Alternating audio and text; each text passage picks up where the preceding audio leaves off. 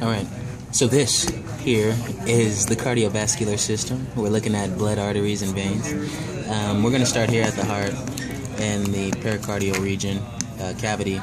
And this here is the superior vena cava, inferior vena cava. Both of these are draining blood from the upper and lower extremities of the body. Specifically, superior vena cava drains the head and neck muscles, and the lower extremities are drained via the inferior vena cava. Blood is going to go into this right atrium via this coronary sinus, anterior cardiac vein, superior and inferior vena cava. So looking medially to the vena cava, we're looking at the aorta, and there's three branches that we're going to specifically talk about before we talk about terminating branches, and that's going to be the brachiocephalic, the left common carotid, and the left subclavian. Try to keep it simple. Alright, so this here is the common carotid going up to the head and neck muscles. This here is going to be the subclavian going to the right extremities of the body. The subclavian is going to go through the pectoralis major and become the axillary artery. Moving forward, if we move downward, we're looking at the brachial artery, where we would utilize a sphygmometer in order to take a blood pressure and to auscultate the pulse pressure that's located there. But we would typically do that on the left side, where there's only the subclavian actually comes and doesn't have a common portal in which it utilizes to work in conjunction with itself. Moving forward, if we go down into the popliteal area or the cubital fossa area, we're looking at the ulna, the radial and ulnar artery. Where the thumb is concerned, that's going to be known as the radial artery, and where the pinky is concerned, that's going to be known as the ulnar artery. Via the nerves, we're looking at the brachial plexus, which is rooted from C5 through T1 on the cervical thoracic region. We don't need to know that right now. If we go over here to the medial trunk, this is the left carotid artery, which is going to go up into the head muscle, to the superior portion of the head and neck muscles, specifically in the head where the external and internal carotid are located. Lateral to that, we're looking at the subclavian, which will terminate as a axillary artery going down into the brachial artery. And then on this side of the left arm, on this model, we're looking at a pronated arm, which is showing the radial bone over here on the inside and the ulnar bone turned over in a pronated position like so.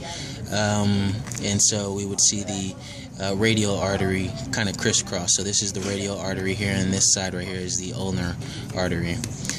Going down here inferior to the diaphragm, and we see the abdominal aorta with the hiatus right here, where the celiac trunk is concerned. So off of this celiac trunk, we have primarily three different arteries coming off of it, and that's going to go, number one, into the right hypochondriac region where the liver is concerned, and that's the hepatic flow for blood that's going to be filtrated and ultimately go back into the inferior vena cava. But this is the artery here, so this is the hepatic artery. This artery right here going into the left hypochondriac region is actually going to go where the spleen is at, and that's called the splenic artery.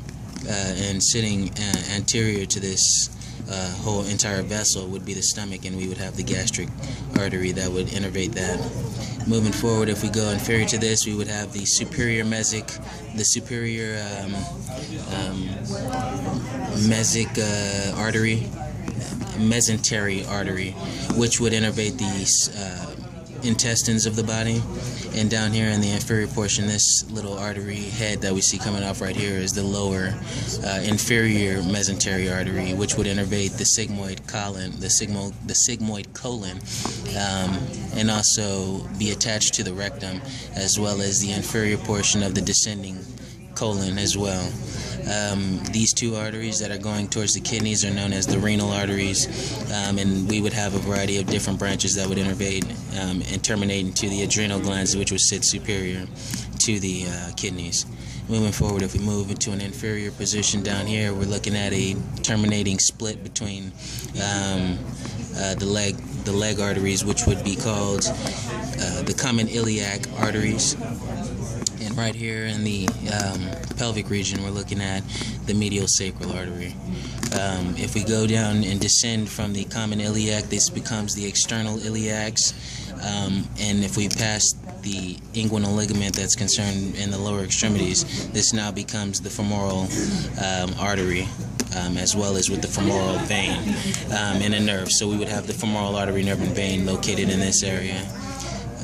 Going down the leg further, we have the popliteal artery, and this artery right here is known as the tibial artery, the fibula artery, the dorsal pedis artery, which we also utilize when palpating for pulse as a different location. And then we have the digitalis arteries down here, and where the foot and toes are concerned. Yeah, I mentioned that, didn't I? The fibula arteries, and that's it.